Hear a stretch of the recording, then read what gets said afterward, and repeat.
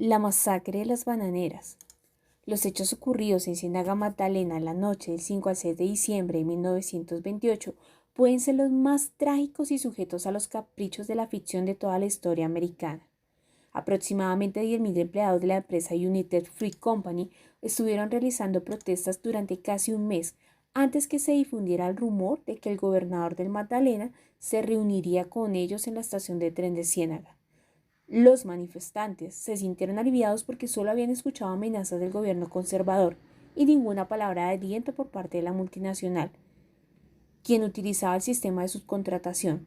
Esta empresa, que había llegado a Colombia en 1899, se lavó las manos de las peticiones de los trabajadores como lo había hecho en el pasado.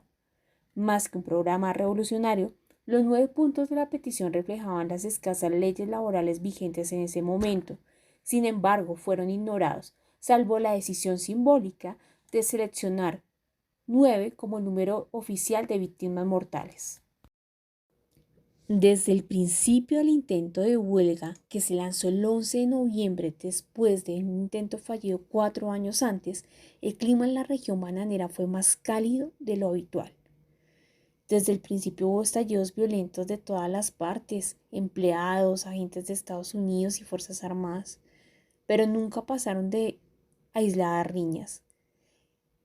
Los manifestantes se congregaron en la estación de Ciénaga para recibir al primer representante del gobierno que les concedería audiencia, pero como este no se presentó, aumentaron las tensiones entre los manifestantes y los soldados que se encontraban allí.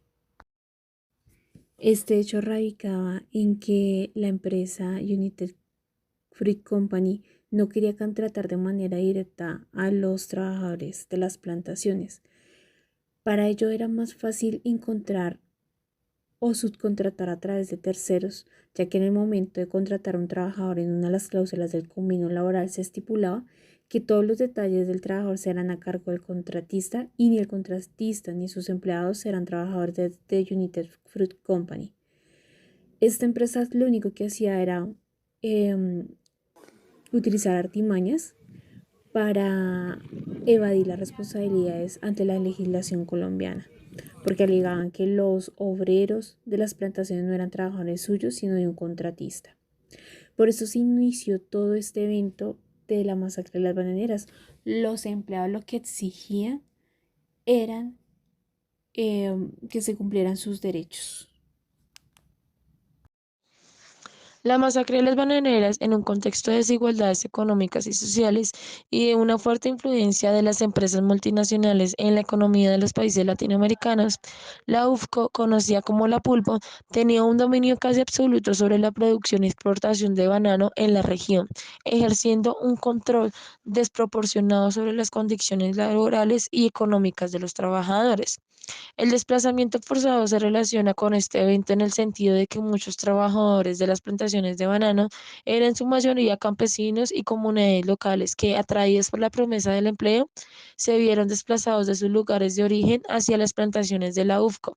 Estos trabajadores, al encontrarse en una situación de extrema vulnerabilidad, estaban expuestos a las condiciones laborales precarias, bajos salarios y una falta de derechos laborales básicos. Muchos de los trabajadores que se encontraban en las plantaciones de banano eran desplazados de sus comunidades de origen. Esta situación los dejaba en una posición de vulnerabilidad, sin acceso a las tierras propias y dependientes completamente de la empresa para su subsistencia. En pocas palabras, el desplazamiento forzado contribuyó a la vulnerabilidad de los trabajadores y la dificultad para organizar una resistencia efectiva, lo que permitió que la empresa y el gobierno ejercieran una represión brutal en la masacre de las bananeras. Este trágico evento se convirtió en un símbolo de la lucha de los derechos laborales y la justicia social en América Latina. Dando respuesta a la siguiente pregunta, ¿cómo el proceso de memoria del conflicto armado en Colombia contribuye a la construcción de una cultura en paz? Pues en el proceso de memoria del conflicto armado en Colombia desempeña un papel fundamental en la construcción de una cultura de paz en el país. Aquí daremos a conocer algunas formas en las que contribuye a este objetivo. La primera de ellas es la educación para la paz. El proceso de memoria puede integrarse en la educación formal y no formal, a través de la enseñanza de la historia y el conflicto y la promoción de valores como la tolerancia, la justicia y la no violencia. Se, constru- Se contribuye a la formación de generaciones que abogan por la paz. Otra de ellas es la reparación y la reconstrucción. La memoria también sirve como base para los procesos de reparación a las víctimas y la reconstrucción de las comunidades afectadas. La restauración de los derechos y la reparación integral son pasos súper importantes hacia la reconciliación.